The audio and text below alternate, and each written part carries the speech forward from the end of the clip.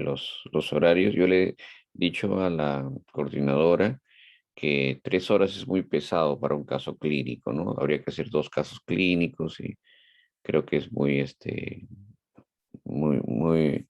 cargado, ¿no? Entonces lo que le estoy ofreciendo yo son 3 días a la semana, 2 horas cada vez, ¿no? Entonces eso podríamos ver qué días y qué horario les es más factible, ¿no? Porque lo que necesito es que en esas reuniones, obviamente, lean un poco el tema que vamos a tratar, pero también haya bastante interacción, ¿no? Porque hay que tratar de evaluar las competencias en lo que es la evaluación del caso, ¿no? Desde la historia clínica, el examen físico simulado y finalmente la patología que está, la patología quirúrgica, ¿no? Necesitan 2 cosas que deberían ser prerequisitos para poder hacer esas prácticas, ¿no? Uno de ellos es la semiología, pero la semiología quirúrgica, y lo segundo es la nosología o el conocimiento de la enfermedad, ¿no? Entonces, ya habiendo hecho la teoría, se supone pues que ya la parte nosológica la tienen, pero la parte semiológica, y yo creo que no, porque no han visto pacientes, ¿no? Entonces, esa competencia hay que tratar de involucrarla y resolverla, aunque sea por virtual, ¿no? Ya, hay que ponernos de acuerdo para que no nos cojan de sorpresa y hacer las cosas que sean, que les aproveche, pues, el diseño, ¿no? Y el desarrollo del curso. Bien, vamos a ver ahora sobre hernias de la pared, ¿ya? Ay, espérate, no estoy compartiendo pantalla. ¿Ven la pantalla? Sí, Doc. Ya, ok. Entonces vamos a hablar de las hernias de la pared abdominal. Bueno, la pared abdominal tiene una serie de estructuras músculo-neuróticas y tiene 9 capas, ¿no? Entendiendo que son una serie de capas que van desde la parte más externa a la interna o al revés, viceversa, ¿no? La función de la pared es básicamente proteger las vísceras abdominales. En la espalda, pues está la columna y en la parte superior las costillas, pero en la parte anterior no hay mayor protección que la parte muscular, la piel y la saponeurosis. Su integridad es esencial, ¿no? Para prevenir hernias. Las hernias pueden ser congénitas, eh, adquiridas y o iatrogénicas. Iatrogénicas no quiere decir que sean malas, ¿no? Sino son a producto de un procedimiento médico, ¿no? En este caso quirúrgico. También se denominan eventraciones. El Instituto Mayo ya demostró que el problema de las hernias van directamente relacionados con una deficiencia metabólica, que es básicamente la conformación del colágeno 2, que es un metabolito, perdón, que es una proteína, ¿no? Una glucoproteína que es importantísima para poder ser el cemento de unión y dar la fortaleza a los tejidos de la pared, ¿no? Aponeuróticos, básicamente. Las capas son estas. Si vamos de afuera hacia adentro, tenemos piel, celular subcutáneo, fascias superficiales, ¿no? Camper y escarpa. Son fascias superficiales no porque sean tejido muscular, perdón, o aponeurótico, ¿no? Sino son tejido celular subcutáneo, pero más consistente, ¿no? Entonces forma una especie de fascias que realmente no dan una fortaleza, pero nos sirve para guiarnos anatómicamente en qué plano estamos, ¿no? El cuarto componente son los músculos, que ahí tenemos el oblicuo externo, rectos abdominales. El quinto es el oblicuo interno, el sexto el transverso del abdomen. Todos estos músculos tienen una aponeurosis, la anterior y la posterior, ¿no? Y esa es la aponeurosis endoabdominal, que es la inferior, ¿no? También se le llama la aponeurosis inferior o posterior y la aponeurosis anterior o eh, superior, ¿no? Y luego viene el tejido adiposo periareolar preperitoneal y el peritoneo. ¿Qué capa es la que da fortaleza a la pared? Básicamente el plano aponeurótico, ¿no? Tanto la aponeurosis externa o superior, que es la aponeurosis anterior, así como la aponeurosis posterior, ¿no? Vamos a ver cómo ha evolucionado la reparación de las hernias, ¿no? Y esto tiene mucho que ver con la anatomía y también la parte fisiológica respecto al colágeno 2. Aquí ven los músculos, ¿no? En la cara anterior son los músculos de la fascia, ¿no? Y ahí pues están el músculo anterior y posterior, ¿no? Tenemos los rectos anteriores, ¿no? Que están aquí. Esos son los músculos rectos anteriores. Van a venir los oblicuos de esta manera, a insertarse. Aquí tenemos la línea alba, dan arcadas, ¿no? Cada una de ellas. Y por debajo del ombligo, ¿no? Más o menos unos 6 a 10 centímetros, depende del paciente, va a haber una fascia, ¿no? Una fascia de escarpa que no es una fascia menos consistente que las anteriores, ¿no? Que estamos viendo, musculares. También podría decirse que es una fascia, ¿no? En este corte transversal está ahí la pared anterior, sobre todo en la parte anterior necesito que ustedes observen bien cómo están los músculos rectos anteriores formando una capa, ¿no? Alrededor de ella, ¿no? Esa es la poneurosis que da la fortaleza a la pared. Aquí está la distribución, entonces va a haber hernias o debilidades de la línea media, ¿no? La más frecuente es la hernia umbilical, que básicamente es una debilidad congénita de la línea media. Entonces, esta hernia umbilical muchas veces no se opera hasta después de los 8 años. ¿Por qué? Porque el músculo recto anterior, mientras va creciendo el organismo, ¿no? En la persona, entonces va fortaleciéndose y esta línea alba se va cerrando. Entonces, muchas de las hernias umbilicales, pues desaparecen, ¿no? No es lo mismo con una hernia inguinal, que está ahí catalogado como número 2, ¿no? Aquí tenemos la anatomía, ¿no? Las fascias superficiales que les decía, que básicamente son tejido celular subcutáneo, más consistente solamente. El oblicuo mayor, ¿no? Que también da en su inserción la fortaleza lateral del- de la pared anterior, ¿no? Y el recto abdominal, básicamente ese es el que da la mayor cantidad de fortaleza, ¿no? Por debajo como les decía, hay un arco semilunar de Douglas, ¿no? Donde no existe hoja posterior aponeurótica. Eso es importante conocerlo, porque si estamos en esa zona, solamente tenemos la hoja anterior, ¿no?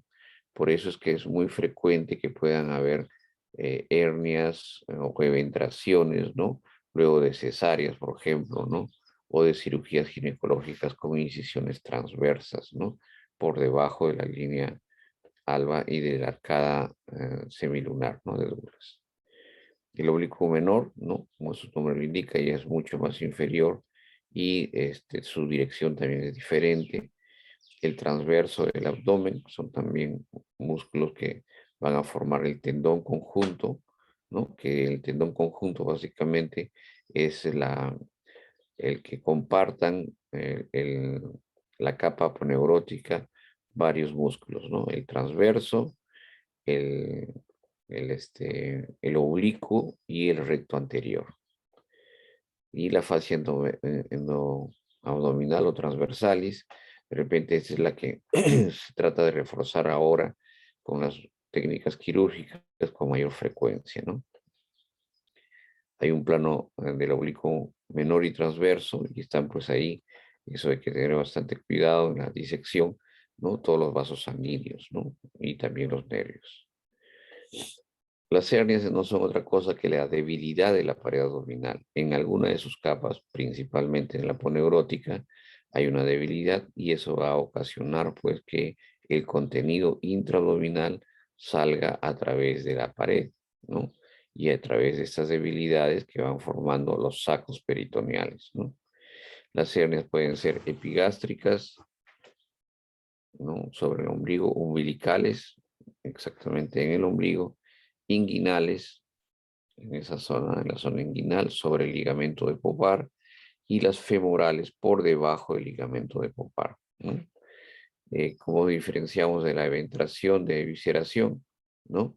La eventración tiene un saco eventrógeno y la evisceración no tiene, son básicamente, son las asas intestinales que están expuestas, ¿no?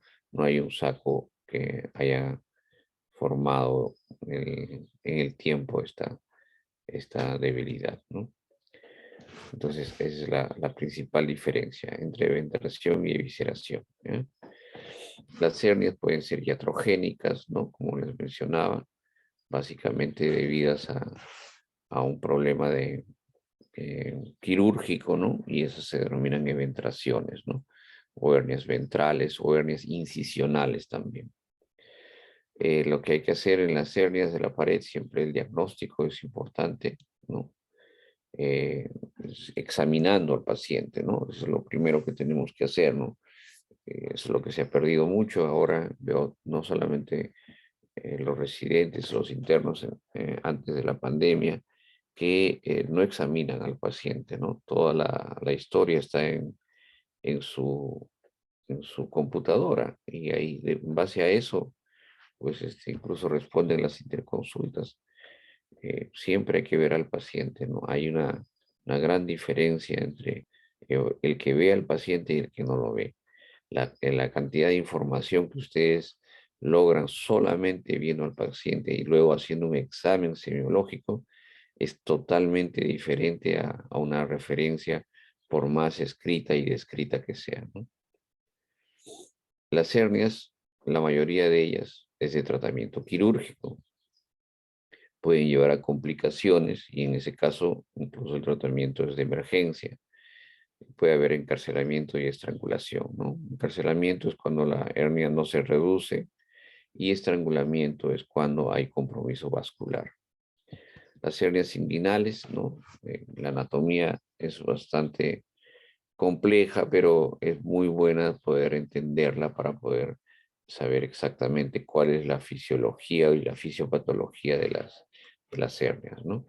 Este es un paciente varón, ¿no? Donde aquí está la zona del ligamento inguinal. Aquí hay un triángulo, ¿no? El triángulo de Hasselbalch, donde pueden haber muchas debilidades de la pared anterior. Este cordón por aquí en la mujer es el ligamento redondo y en el varón transcurre pues todo lo que está en el conducto inguinal, ¿no? El cordón espermático y los vasos sanguíneos, ¿no? Y por acá viene pues el saco herniario. Y aquí es la parte luego de la cintilla iliopúbica o de Popard. Por debajo viene la fosita crural, ¿no? Donde están los vasos sanguíneos, ahí está la arteria, la vena y el nervio, y por aquí se desarrolla la hernia crural, ¿no? La crural está por debajo de esa cintilla iliopectínea o cintilla inguinal, y por encima se desarrollan todas las hernias inguinales, ¿no?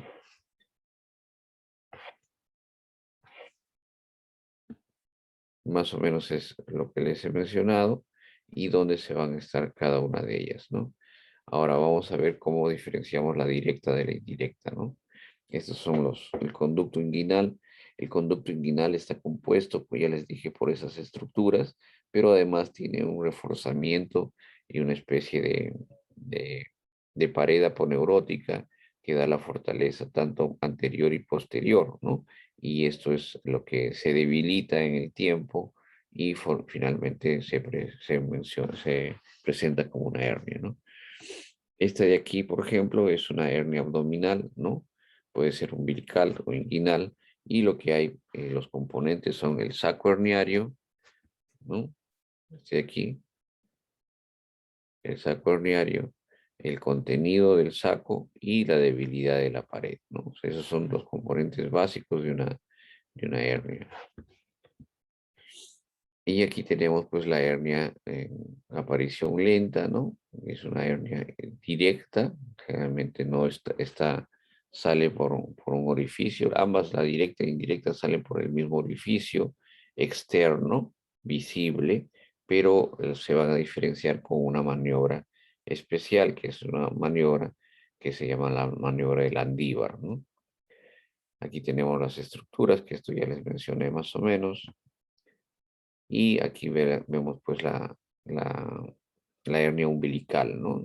Hernia umbilical, ustedes saben que en el ombligo confluyen las dos aponeurosis, ¿no? Pues están en la línea alba, la línea media, y también se juntan ahí, y las dos capas se juntan, entonces ya se vuelven una, ¿no? Es una cicatriz y a través de ella la debilidad de alguno de los lados, ¿no? Puedes dar una hernia paraumbilical o periumbilical, y si está desarrollado en la misma persistencia de ese conducto, pues da lo que es la hernia umbilical, ¿no? Aquí más o menos se diferencia, ¿no? Este de aquí es el cordón, ¿no? Cordón inguinal, y lo que queda por debajo es la pared posterior, ¿no? Entonces este cordón inguinal, ¿no? Junto con los vasos y todo eso, están rodeados de una aponeurosis anterior y posterior, ¿no? Esta es la aponeurosis posterior, la que queda acá. Todas las reparaciones de hernias ahora vienen con dos principios que ya son universales en el tratamiento de las hernias.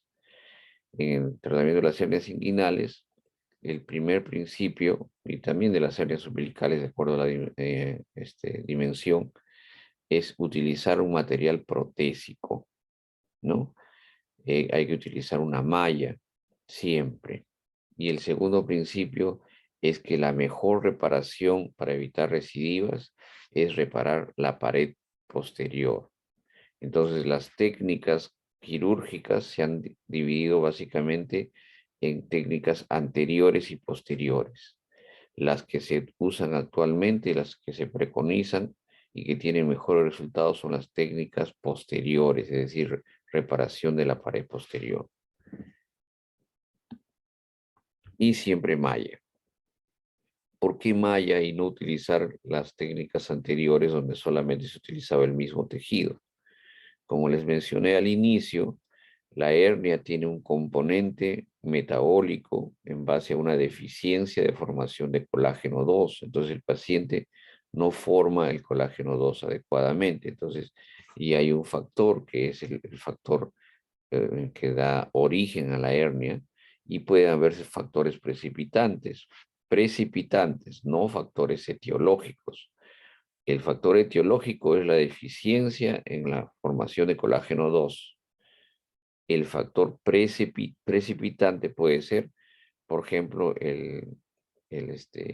tener tumores intraabdominales, el realizar esfuerzos físicos, ¿no? Con incremento de la presión intraabdominal muy frecuentemente, el estreñimiento, que ser fumador, ¿no? Entonces, hay una serie de factores que pueden llevar a esto,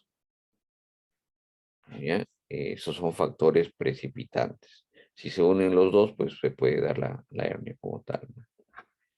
Y esta es la técnica que utilizamos más frecuente, ¿no? Y les pongo de una vez, porque esto es la técnica de reparación de la hernia inguinal. Es la técnica ahora de reconstrucción de Liechtenstein, ¿no? Entonces se utiliza una malla. Ustedes ven que la malla se coloca y primero se saca el cordón, ¿no? Con todos sus componentes, se lateraliza y por debajo se pone una malla que va a reforzar la pared posterior. Y luego, pues, una vez recoloca el cordón y se cierra la pared anterior. Entonces es relativamente sencilla, pero hay que identificar bien las estructuras, ¿no? Esa es la técnica que más se utiliza ahora y la que mejores resultados tiene. Existen otras técnicas más y las vamos a mencionar, pero esta es la que más se utiliza. El conducto inguinal tiene pues varios componentes, ¿no? Yo les decía, es el cordón que está rodeado casi como un cilindro, ¿no? Entonces, vamos a ver aquí para que no se nos confundan. Este de aquí es el anillo inguinal interno o profundo. Ven que está abajo, ¿no es cierto? Y ese de aquí es el anillo inguinal externo o superficial. Superficial porque está acá arriba, ¿no? Y externo, lo vamos a ver por qué. Entonces hay un anillo interno o profundo y hay un anillo superficial o externo, ¿no es cierto? Entonces la hernia, generalmente la debilidad, que vamos a graficarla por acá, va subiendo, pasa por acá y transcurre todo el canal inguinal y sale, caray, ¿qué pasó? Y sale por acá, ¿no? Hace todo esto, ¿eh? Esta hernia que viene de esta manera es una hernia indirecta, ¿no? Porque viene por acá y sale así. ¿Listo? Esa es la hernia indirecta. Pero la hernia que sale por acá, ¿sí? Es la hernia directa.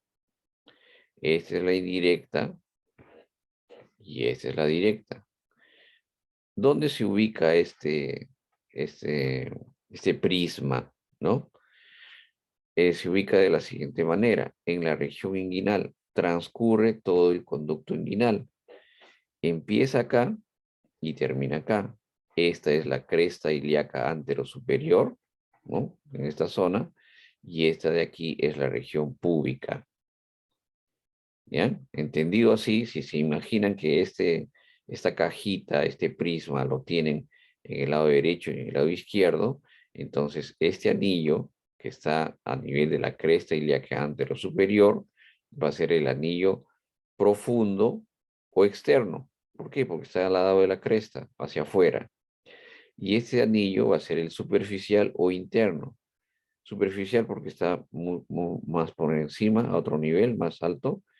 Y interno, ¿por qué? Porque está en la zona del pubis. A ver, vamos a ver si por aquí. Esto de aquí sería el anillo, ¿no? En el conducto inguinal, ¿no? Con el anillo superficial y el anillo profundo, ¿sí? Y esto sería del lado derecho del paciente y nosotros lo vemos, pues, ¿no? O sea, el paciente, aquí vendría la, la cintura, es decir, la parte de la cresta, viene la cintura y la cresta ilíaca antero superior, y aquí viene el pubis, ¿ya? Aquí están los componentes en cada uno de esa cajita que les decía, ese prisma, tiene pues las paredes en cada uno de los lados, ¿no? Y aquí ponemos lateral o externo y medial o interno, ¿no? Y aquí tiene el sínfisis de pubis. Muy bien, la pared posterior tiene pues los vasos epigástricos y la fascia transversalis. Y aquí vemos cómo está compuesto el techo, ¿no? Les decía el oblicuo mayor, ¿no? Por el oblicuo menor y transverso aquí, ¿no? En la parte superior. Y después aquí viene lo que es el ligamento inguinal y la cintilla iliopúbica, que es el piso de esa cajita o prisma, ¿no? O lo estricto es un cilindro, ¿no? Pero para que más o menos se ubique. Entonces aquí también tenemos la pared anterior en este lado, que es la parte lateral o externa. Transcurren por aquí los vasos, ¿no? Y el conducto inguinal. Y encima pues está la cintilla iliopúbica, ¿no? El orificio crural básicamente es la misma hernia, pero que se ubica pues por debajo del ligamento este, ¿no? El ligamento de Popar o el ligamento inguinal, ¿ya? Esto es del lado izquierdo, ¿ya? Y va a formar este triángulo de acá, ustedes lo advierten, es el triángulo de Hasselbalch, cuyos límites son básicamente el recto anterior, ¿no? La aponeurosis del recto anterior en el borde aponeurótico, los vasos epigástricos que se van hacia arriba, ¿no? Vienen de esta zona y transcurren y se van hacia arriba, y el ligamento inguinal o ligamento de Popar. Esos son los componentes del triángulo de Hasselbalch o Hesselbalch, ¿no? Eso viene en el examen. Las hernias inguinales pueden ser de tipo directas o indirectas, ¿no? Más frecuentes son las indirectas y las femorales son solamente 15%, ¿no? Femorales o crurales, es lo mismo.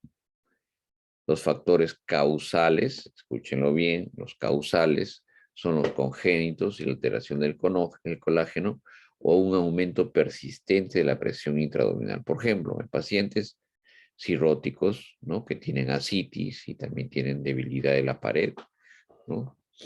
En pacientes que tienen tumores intraabdominales, ¿no? Pero no en todos nosotros, ¿no? Por eso es que yo siempre he puesto una pregunta y siempre se equivocan con lo mismo. El cargar peso, el hacer ejercicio, el tener una actividad, por ejemplo, como un conductor de camiones, no un chofer, no son factores causales, ¿no? Son factores precipitantes, ¿ya? Las hernias inguinales pueden ser directas o indirectas, ya más o menos les mencioné cómo se distribuyen. Y aquí justo demoré en cargar un poquito porque probablemente, ojalá pueda correr el video. Vamos a ver. No, creo que no corre. Ya, bueno, a ver. No, a ver, así, si no. Vamos a ver. Aquí. Ahí está. Vamos a ponerle. El bendito.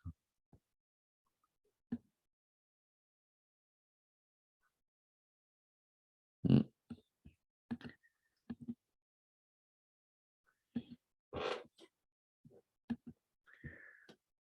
Bueno, no está como imagen, no está como video. No sé por qué no lo ha recogido.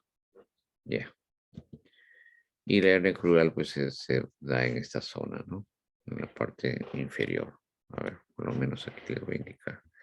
Aquí la hernia crural y las inguinales son acá.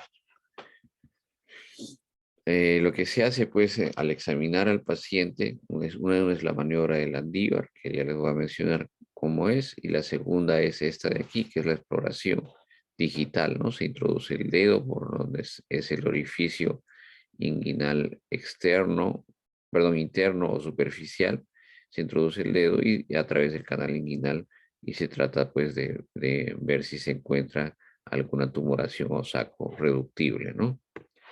Esa es la maniobra de la exploración digital. ¿Ven? Y esta que ven aquí con la mano izquierda del examinador es la maniobra de Landívar, ¿no?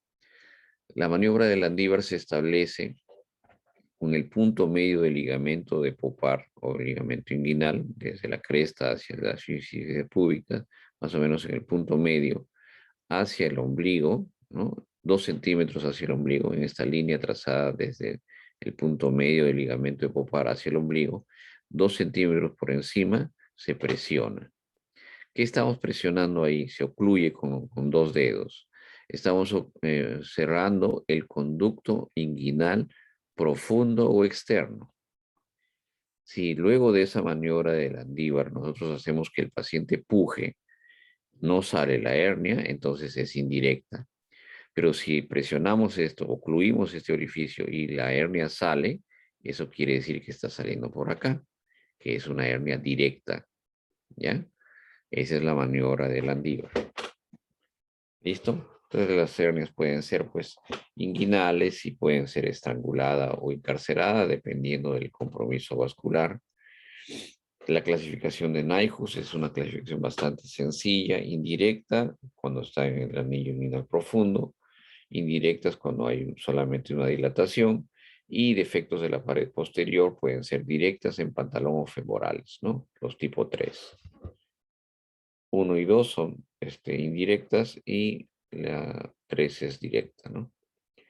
Y esta clasificación de Nyhus yo creo que es la que más se utiliza ahora. Hay una clasificación de Mayo también, que es de acuerdo a la magnitud del saco, no de acuerdo a la debilidad.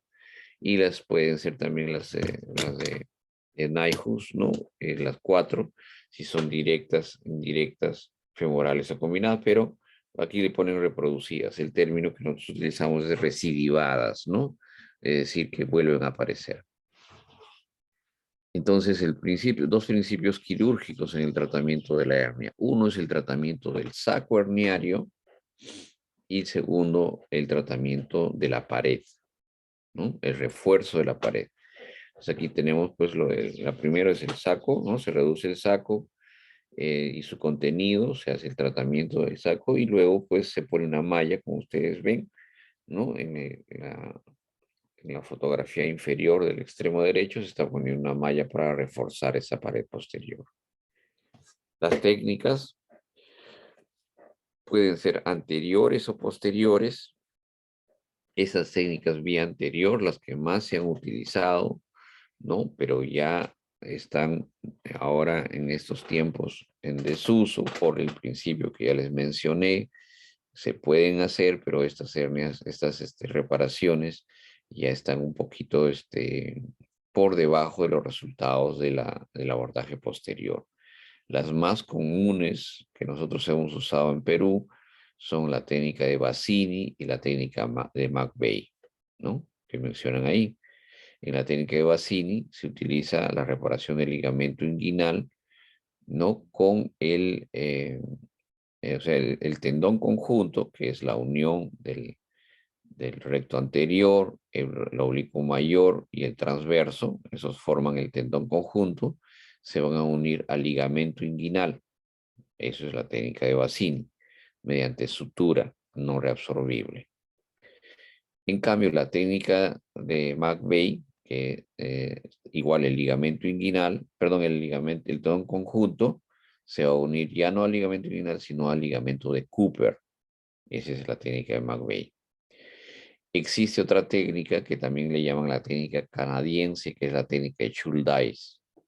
La técnica de Schuldeis, que ahí menciona como plicadura anatómica, es básicamente el refuerzo de la pared posterior, pero con sección de la aponeurosis, tanto del tendón conjunto como del ligamento inguinal, ¿no? Entonces se van haciendo una especie de cartera. Es una técnica muy anatómica, bien simpática, pero los resultados, como les dije, están por debajo de las técnicas posteriores. Esta es la técnica de Marcy, ¿no? Que lo que básicamente se hace es buscar dónde se ubica el ligamento, ¿no? Disecarlo, individualizarlo y luego hacer una sección para poder individualizar el saco herniario. Este saco herniario, muchas veces si es muy prominente, se le pone una ligadura, se diseca, o si no, pues si es pequeño, se introduce nuevamente y luego se hace el refuerzo de la pared posterior, ¿no? Esa es la técnica de Marcy, ¿no? Pero perdón, en la técnica, en las posteriores, pero la técnica de Marcy es una técnica anterior. Entonces, solamente lo que se hace es, se reduce el saco y luego esta aponeurosis anterior es la que se sutura, ¿no?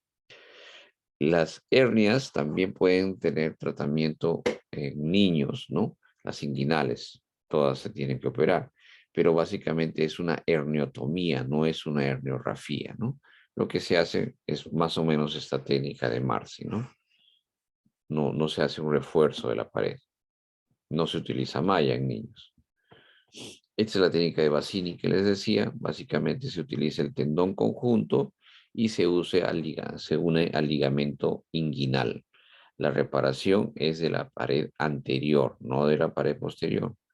Y la técnica de McVeigh también se utiliza la, la aponeurosis, ¿no? Del tendón conjunto o principalmente la aponeurosis del recto anterior, porque es la que más contribuye a este tendón conjunto y se une al ligamento de Cooper, ¿no?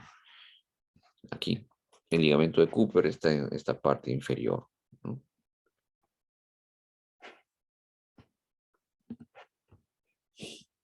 Y las técnicas posteriores, ¿no? Que hay muchas técnicas, ¿no? La reparación del tracto iliopúbico de la técnica de Condom o las técnicas laparoscópicas, ¿no? Las técnicas laparoscópicas, tanto la extraperitoneal como la intraperitoneal, son técnicas de reparación de la pared posterior, ¿no? Entonces ahí se ve su ventaja. Estas con prótesis, ¿no? Que como les dije es lo que más se utiliza, tenemos la técnica de Liechtenstein, que es la que más empleamos. En algunos casos hay la técnica con un tapón de malla, perdón.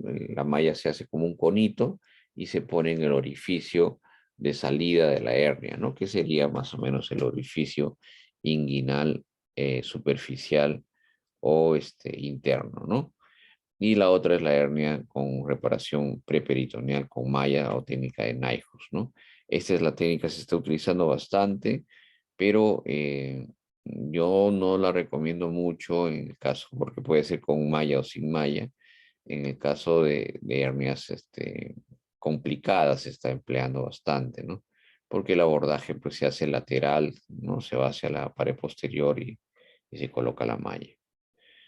La técnica que más utilizamos y la que se utiliza en cirugías selectivas, no de emergencia, es esta técnica de Liechtenstein, ¿no? ¿Por qué se ha adoptado esta técnica? Porque tiene mejores resultados sobre la recidiva, ¿no? Entonces, en esta técnica de Liechtenstein se separa el ligamento, el ligamento con todos el conducto con todos sus componentes, ¿no? El cordón, y lo que se hace se llama una técnica sin tensión justamente porque la parte posterior, la ponerosis posterior del recto anterior, o lo que llamábamos antes el tendón conjunto, esa ponerosis posterior se une al ligamento inguinal en la parte inferior, ¿no? De tal manera que a través de una malla se refuerza la pared sin tensión. La malla que va a permitir que el tejido crezca a través de él y se integre, ¿no? De tal manera que finalmente la malla va a ser parte de la pared posterior, ¿no? Y pues, se va a reforzar de esa manera, ¿ya? Muy bien. Esta es la otra técnica que les decía, ¿no? Que básicamente se diseca el saco y se le pone una mallita o un plug, ¿no? Una especie de cono dentro de ese orificio, ¿no? Esa debilidad del orificio. Rutkov, ¿no? Ahí ustedes ven en esta fotografía, ¿no? Que se está cogiendo todo esto es la pared posterior y se está cogiendo el ligamento inguinal, ¿no? De tal manera que es lo que se va a tratar es de reforzar la pared posterior. Una vez que ya tienen identificado esto, ustedes ven aquí está el cordón, ¿no? Este es un dren laminar de Penrose. Entonces, a través de ese se individualiza el cordón y se va a poner la malla, pues, con puntos acá, hacia la zona posterior, ¿no? O sea, reparar la pared posterior. Y ahí se va reparando, ven que el cordón está desplazado y en la parte posterior, ¿no? En el lecho, más o menos, se está poniendo la malla para reforzar. Se coloca la malla, se extiende y después, pues, le ponemos el cordón encima y cerramos la poneurosis anterior, ¿no? Existen otras técnicas, ¿no? Con mallas especiales, ¿no? Estas mallas van a reparar la pared anterior y posterior. La verdad es que no tiene mucha utilidad, ¿no? Y en el mercado, pues, han empezado a desaparecer ya, porque son muy sustituibles con esto, ¿no? La anatomía inguinal va a ser muy diferente si es que uno lo ve eh, eh, de manera abierta, en una cirugía abierta, versus una laparoscópica, ¿no? Así que es importantísimo saber la anatomía quirúrgica laparoscópica si es que se pretende hacer este tipo de tratamientos, ¿no? Pero como les mencionaba, ahí básicamente están los vasos sanguíneos, ¿no? Las femorales, aquí está la fosita femoral, el ligamento inguinal y estas arterias que salen por acá son las epigástricas, ¿no? Que se van hacia arriba. Van a establecer el triángulo de Hasselbalch, no se olviden, ¿no? Que está aquí. Y por aquí está saliendo, pues, este es un orificio natural, ¿no? Por donde salen los vasos, ¿no? Transcurre aquí el ligamento inguinal, ¿no? Complicaciones que pueden haber, pues las principales son que la hernia salga y no se no se reduzca, ¿no es cierto? Entonces tenemos que hacer una cirugía de emergencia. En las cirugías de emergencia, no se olviden, esto lo acabamos de discutir en el jueves pasado, no este, sino el anterior. Y hay un principio básico. Cuando uno hace una cirugía de emergencia porque tiene una hernia complicada, que puede estar atascada, encarcerada, que no se reduce, o estrangulada con compromiso vascular, uno tiene que tratar primero la complicación, es decir, cómo está el intestino comprometido, ¿no? O el epíblon comprometido, ¿no? Y resolver la complicación. Y después evaluar el escenario para resolver la debilidad de la pared posterior, o sea, el tratamiento de la hernia. No hay que hacer al revés, porque si uno quiere reparar la hernia, va a tener las dificultades primeras de que no va a, si es que hace una incisión en la zona inguinal, no va a tener una visión y no va a evaluar toda la cavidad. Hay un principio en cirugía de emergencia que tienes que evaluar todo el daño en el paciente, no solamente lo que ven tus ojos o lo que te dirige pues la inspección del problema, ¿no? Es un problema, ya es una hernia complicada, como tal tiene que tener un abordaje dentro de lo que es cirugía de emergencia. Y la reparación pues de la hernia va a depender mucho de tres cosas: del tiempo operatorio que lleves, porque las cirugías de emergencia son tiempo dependientes, cuanto menos tiempo tome va a ser mejor. Uno, del estado del paciente respecto a sus comorbilidades o la gravedad de la enfermedad. Y finalmente, cómo está el terreno, ¿no? Si es que el terreno está infectado, pues un terreno pues que está limpio y permite hacer la reparación. Nosotros debemos evitar las complicaciones que se puedan dar por la hernia. ¿Cuáles son? La infección de herida operatoria, la recurrencia, ¿no? El hematoma, muchas veces sí se da con frecuencia este hematoma o el seroma. El dolor crónico por lesión del nervio, hay que tener mucho cuidado de identificarlos y separarlos del campo. La lesión vesical, si es que se hace muy abajo, ¿no? La reparación, o no se identifica bien la vejiga. La lesión intestinal, que puede darse también si es que uno no se percata en una protección de la pared posterior. En el varón, la orquitis, ¿no? El problema testicular, los hematomas, hidrocele y los problemas vasculares, ¿no? Bien, muchachos, eso es lo que podría mencionarles por ahora. ¿Alguna pregunta? Doctor, buenos días. Doctor, uy, perdón. Ya. Doctor, quería preguntar, en ese tipo de pacientes, cuando por ejemplo hay un tipo de hernia, ¿el paciente puede fallecer? ¿Por qué causa? Porque Por una esto de que complicación. una complicación, doctor, más que todo por la infección de la herida operatoria o No, no, es muy raro que una complicación de infección de herida operatoria te lleve al fallecimiento del paciente, ¿no? Generalmente único que se hace en ese caso es abrir la herida, si es que hay secreción, drenarla. Si es que en algún momento esto pasa a ser una infección severa de partes blandas, se hace el tratamiento con antibióticos y con desbridación y uso de presión negativa, ¿no? Entonces, eso no es una causa directa de fallecimiento del paciente. Pero si es que esta hernia está involucrando un asa intestinal, un intestino delgado o grueso, ¿no? Que se llaman hernias por deslizamiento, o las hernias de Amián, ¿no? Donde tienen ya asas intestinales o apéndice en el caso de Aminán, ¿no? Entonces ahí sí puede haber una lesión intestinal y esa lesión intestinal puede perforarse, puede necrosarse y finalmente pues causar todo un problema de una infección intraabdominal complicada. Entonces la causa fue obviamente la hernia, pero ya se complicó con un compromiso visceral abdominal. Y si esto no se trata a tiempo, obviamente pues el paciente va a estar en mucho riesgo y puede tener disfunciones y sepsis y finalmente fallecer, ¿no? Yo creo que esa sería más o menos la evolución natural que debemos evitarla, obviamente, ¿no? De la enfermedad si es que es una hernia complicada. Ya, doctor, gracias. Bien, ¿quién más? Caroline, creo que ibas a Hola, preguntar. doctor.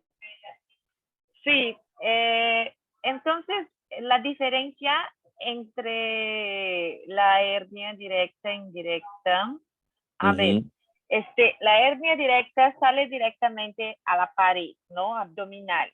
Y yo podría decir que la hernia indirecta es como que ella baja hacia el escroto, ¿es así? O como que sigue el camino. Ajá, sigue el camino, pero no baja hacia el escroto, no necesariamente va a bajar hacia el escroto.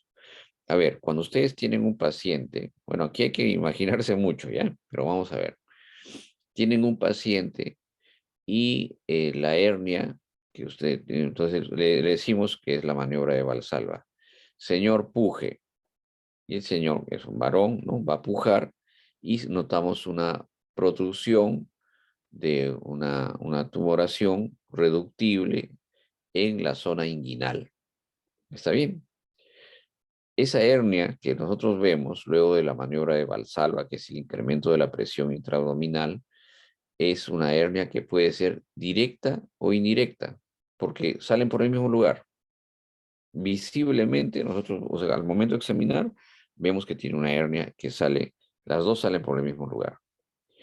La hernia directa, como su nombre lo indica, sale directamente a través del anillo inguinal superficial o interno.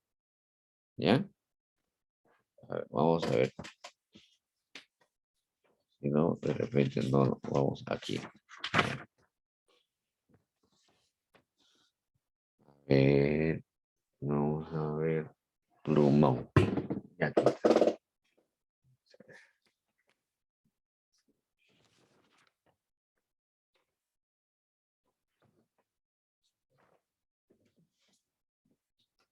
Tablita. Ah, tablita. Ya está. Perfecto. Bien. Entonces, a ver. Todos aquí, ¿ya? Vamos a prender la luz. ¿Ya?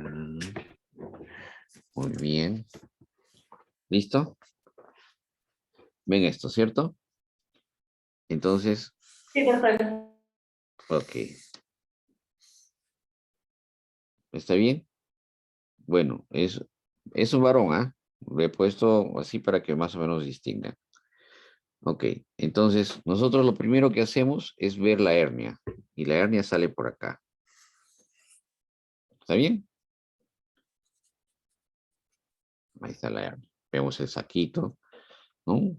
Pues vemos una protrusión. Muy bien, esta hernia puede ser directa o indirecta. Directa porque está saliendo acá. O puede ser indirecta, que ha venido así.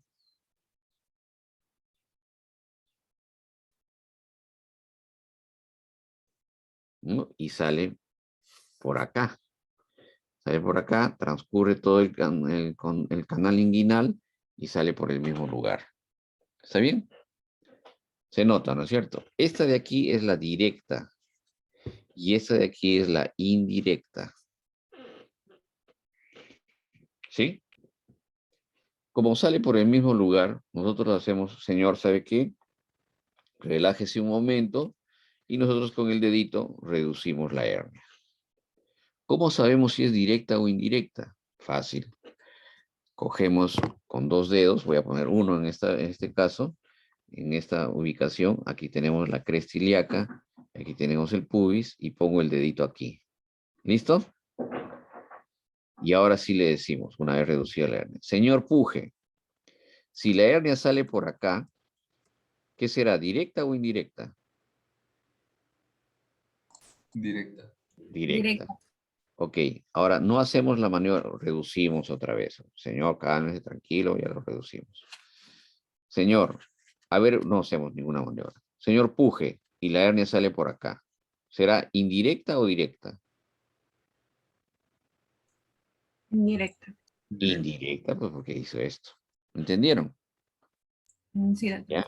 Ahora, este anillo de aquí, este anillo es profundo, porque como yo les decía, vamos a hacer el prisma acá. ¿Ya? Y el anillo profundo está aquí. Y el anillo superficial está acá arriba. Entonces lo que se hace es, hace la hernia es esto. La hernia indirecta. ¿Y la hernia directa qué hace? Esto. Sale directamente. ¿Se entendió? Sí, doctor. Este anillo, perfecto. Este anillo de aquí es el profundo. Pero por su ubicación también es externo, mire. Externo. Y este anillo de aquí es el superficial, porque está por encima, ¿no? Superficial. Pero también es el anillo interno, porque está hacia adentro del organismo. ¿Ya? Lo tienen, ¿no es cierto? Ya. Ya, bueno. Listo. ¿Alguna otra pregunta? Doctor, una pregunta. ¿Y entre qué estructuras de la pared abdominal tendría que atravesar la hernia directa? La hernia directa, básicamente solamente la pared posterior. En cambio, la hernia indirecta sí tiene que pasar pared posterior, ¿no? O sea, el orificio inguinal externo, ¿no? Todo el canal inguinal y luego el orificio inguinal externo, ¿no? Perdón, interno. Y así tiene que transcurrir la hernia indirecta. Pero la directa solamente sale por el orificio, ¿no? Entonces la pared posterior y el orificio superficial. Nada más. Por eso se llama directa.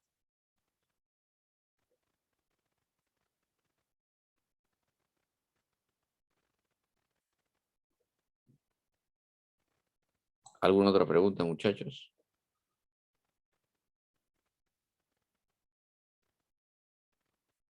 ¿Nada? Doctor, ¿qué más sencillo es tratar las hernias femorales? No, las hernias femorales, y gracias por tu pregunta, se tratan, primero lo que se hace es inguinalizarlas, ¿no? O sea, a ver, la hernia estaba acá. Recuerden ustedes, esta es la hernia inguinal, ¿sí? Aquí está el popar y la hernia femoral se desarrolla aquí. Entonces lo que hacemos con la hernia femoral es inguinalizarla, o sea, llevarla de la zona crural hacia la zona inguinal. Para eso, pues se amplía un poco el orificio en el canal, en el ligamento inguinal y se hace la inguinalización de la hernia. Y luego se hace toda la reparación, pues, ¿no? No son más fáciles porque a veces sí son pequeñitas y difíciles de disecar y encontrar en esta zona, ¿no?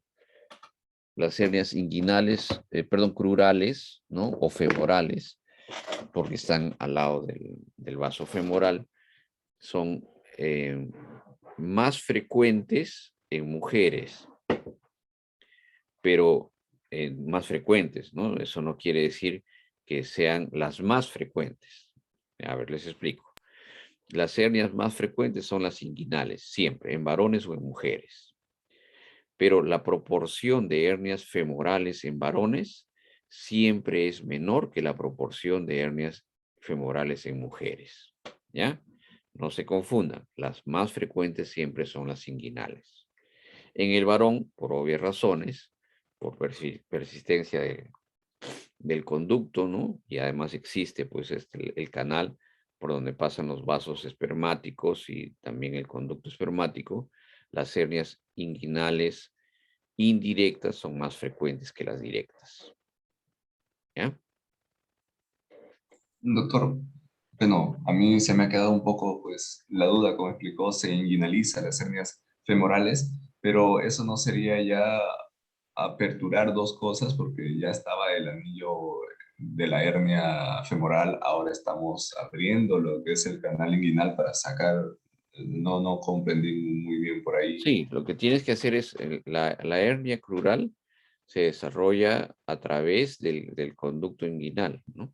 Entonces se desarrolla hacia afuera, hacia la Ok. fosa femoral. Entonces Claro, lo que pero tienes que si hacer hay es, una salida de una víscera o qué sé yo, entonces tendría que volver a su lugar por donde salió. Y exactamente, eso quiere decir que en verdad se tendría que hacer los pasos de cerrar el anillo de la hernia femoral y luego el anillo de la, o bueno, la apertura, la incisión que se hizo al canal inguinal. ¿Así? exactamente, Ah, ok, ok. perfectamente. Sí. Eso es exactamente lo que hay que hacer. A ver, si se ha salido la mascota, entonces ustedes van a meter la mascota a su casa, ¿cierto? Y van a empezar a cerrar todas las puertas por donde salió, porque de repente estaba pues en una habitación muy dentro de la casa, se abrió la primera puerta, salió a la sala, después se abrió la sala y salió corriendo hacia afuera. Entonces ustedes lo que hacen es meter la mascota y empezar a cerrar las puertas. Exactamente es lo que se hace con la hernia.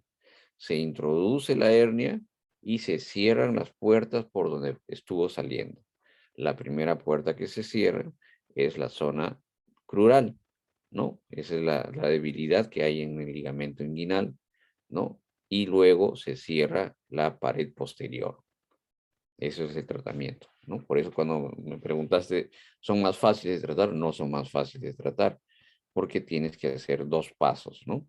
Cerrar dos puertas, en cambio en la otra solamente cerrar una. Ok, doctor, muchas gracias. Doctor, Ya lo sé, Arnold, ya lo sé. Ya, dime. cuando usted menciona esta maniobra de reducción de las hernias, ¿ellas tienen una tendencia a volver algún día? Claro, Conforme si es que está la mejorando. debilidad de la pared persiste, van a recidivar. Por eso es que el tratamiento tiene dos aspectos. Uno es la reducción y el tratamiento del saco y otro es el refuerzo de la pared posterior, ¿no? Son dos pasos esenciales, ¿no? No solamente es el tratamiento del saco, sino que hay que reforzar la pared. En los niños, en cambio, solamente hay que tratar el saco. ¿Por qué? Porque la pared de los niños que tienen hernias es una pared que todavía está en desarrollo y en crecimiento. Entonces, lo que hay que hacer es reducir y tratar el saco y va a ir creciendo el paciente, el niño, y la pared también va a ir fortaleciéndose, ¿no? Entonces, por eso es que el tratamiento ahí no es con no es con el refuerzo de la pared posterior. En el adulto sí, porque el adulto ya no va a tener cómo reforzar, ¿no? Ya no hay crecimiento. Entonces, simplemente ahí sí hay que poner un material protésico para reforzarlo. ¿Ya? Gracias, doctor. ¿Alguna otra pregunta?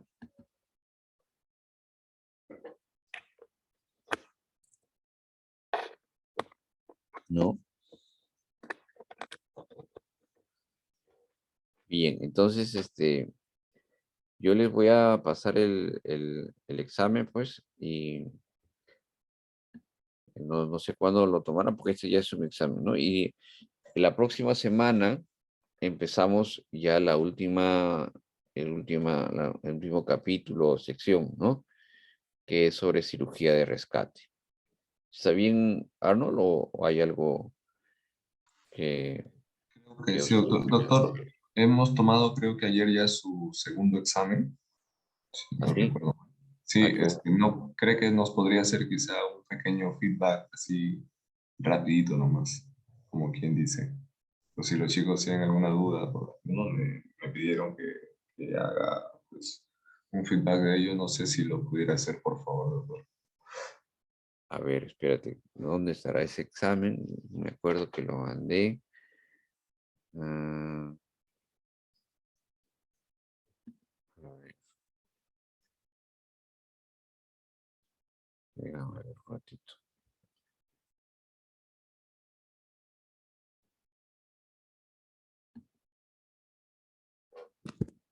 segundo examen, ¿no?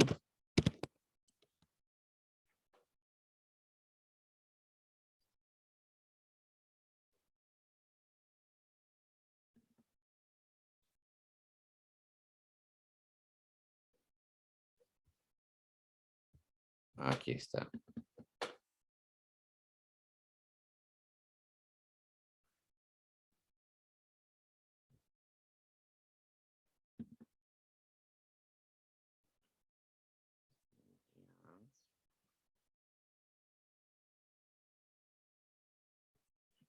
Listo.